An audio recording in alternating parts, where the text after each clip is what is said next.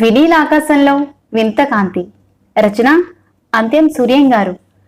శంకర భగవత్పాదుల వారు ఎప్పుడో తిరువన్నామలైలో ఒక లింగ ప్రతిష్ఠ చేశారు. అక్కడే అరుణగిరిదార్ దేవాలయం వెలిసింది. స్వామికి మామిడి తోటల నివాసం చాలా నచ్చింది. అయినా ఏ కారణం చేతనో అక్కడి నుండి అరుణగిరినాథర్కు దేవాలయానికి మకాం మార్చారు. అంతేకాదు, నీ త్రోవ నువ్వు చూసుకో అన్నారు పళనితో. పళని వెళ్ళిపోయాడు. కాని మళ్ళీ సాయంత్రానికే తిరిగి వచ్చాడు. అదేమని అడిగారు స్వామి. మిమ్మల్ని విడిచి మీ నీడ ఉండగలదా అని ఎదురు ప్రశ్న వేశాడు పళని. స్వామి స్వయంగా భిక్షకు వెళ్లడం మొదలుపెట్టారు. సాధారణంగా రాత్రులే వెళ్తారు. లాంతర్లు వెలిగించుకుని స్వామి రాకకు ఎదురు చూస్తూ ఉంటారు చాలా మంది గృహస్థులు. స్వామి ఎవరు ఒకరింటికే వెళ్లి గుమ్మం ముందు నుంచుని చప్పట్లు కొడతారు.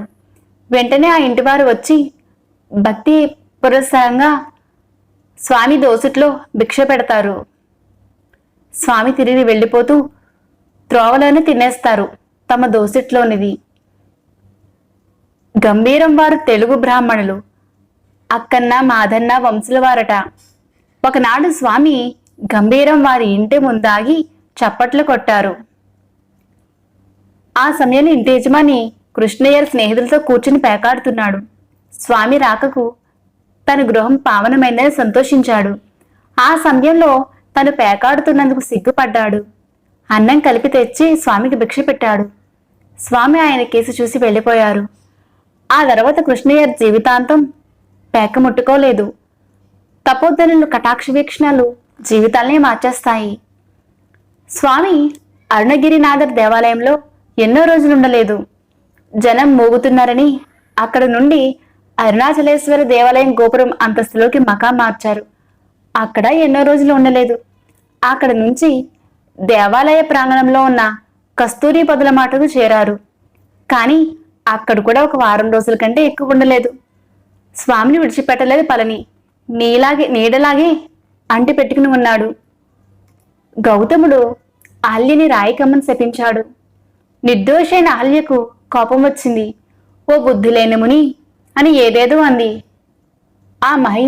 ఆ మహాపతివ్రత వాక్కు శాపమై గౌతముడి బుద్ధి నశించింది. తన శాప విముక్తికై గౌతముడు ప్రవాళ పర్వతం మీద తపస్సు చేశాడట. స్వామి తమ మకాం ఈ ప్రవాళ పర్వతంకు మార్చారు. ప్రవాళ పర్వతం మీద ఒక శివాలయం, ఒక గుహ, ఒక చిన్న తాటంకం ఉన్నాయి. భిక్షకి పళని వెళ్తున్నాడు. తెచ్చిన దాన్ని స్వామి తను ఆరగిస్తారు. ఒక్కొక్కప్పుడు స్వామి కూడా భిక్షకు వెళ్తారు. స్వామి ఈ ప్రవాళ పర్వతం మీద ఉండగానే తల్లి ఆళగమ్మ, అన్న నాగస్వామి వచ్చారు. తల్లి కొడుకులు చూసి 2 ఏళ్లు దాటింది. ఇప్పుడు చూడగానే తల్లి కడుపు బగ్గుమంది. తుప్పలా పెరిగి జడలు కట్టుకుపోయిన జుట్టు, పొడుగ్గా పెరిగి వంకర్లు తిరిగిపోయిన గోళ్లు, దుమ్ము కొట్టుకుపోయిన ఒళ్ళు, చిక్కి సలీమైపోయిన శరీరం. పొట్టగోచి ఇంగ్లీష్ చదువులు చదివి ఊళ్ళో వెళ్తాడని తన కొడుకు ఇదేమవతారం? ఎవరేమన్నారని ఈ దుస్థితి తెచ్చుకోవడం? హాయిగా ఇంటి పట్టున ఉండక ఎండికి ఎండుతూ వానికి తడుస్తూ ఎందుకీ చెట్టుని పుట్టని పట్టుకుని వేలాడడం? హాయిగా 3 పూటలా తింటూ కూర్చోక ఏం కర్మ వచ్చిందని ఇలా అడుక్కు తినడం? ఆళ్ళగమ్మ బావురుమని ఏడ్చింది. కొడుకు కడుపు గడ్డం పట్టుకుని ఇకనైనా రా బాబు ఇంటికి పోదామంది. స్వామి నల్లరాయి. శిలా తల్లిని ఇన్నాళ్లకు చూశానన్న సంతోషం లేదు. రాళ్లు కరిగేటట్టు ఏడుస్తోంది కదా అన్న జాలి లేదు. నిశ్చలంగా కూర్చుని ఉన్నారు. తల్లి కన్నీరు కట్టడం లేదు.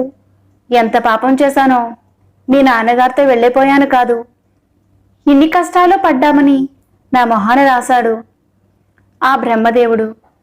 నిన్ను ఈ వేళ ఇలా చూస్తానని ఎప్పుడైనా కలగన్నానా? ఇంకా ఎంత అనుభవించాల్సి ఉందో ఈ జన్మకి. తల్లి గోలెక్కువైంది. స్వామి అక్కడ నుండి లేచి వెళ్ళిపోయారు. ఇంకేం చేయాలి? ఎవరితో చెప్పుకోవాలి తన గోడు? ఆళ్లగమ్మ, నాగస్వామి కొండ దిగి ఊళ్ళోకి వెళ్ళిపోయారు. మరునాడు తల్లి అన్నగారు వచ్చే సమయానికి స్వామి చుట్టూ భక్తులున్నారు. మళ్లీ మొదలు ఆళ్లగమ్మ ఏడుపు గోల. అక్కడ వాళ్ళందరితోనూ మొరపెట్టుకుంది. వాళ్ల గుండెలు కరిగాయి, కానీ స్వామిలో చలనం లేదు. అప్పుడే భక్తులు, స్వామి, ఈమె తమను కనీ పెంచిన తల్లి.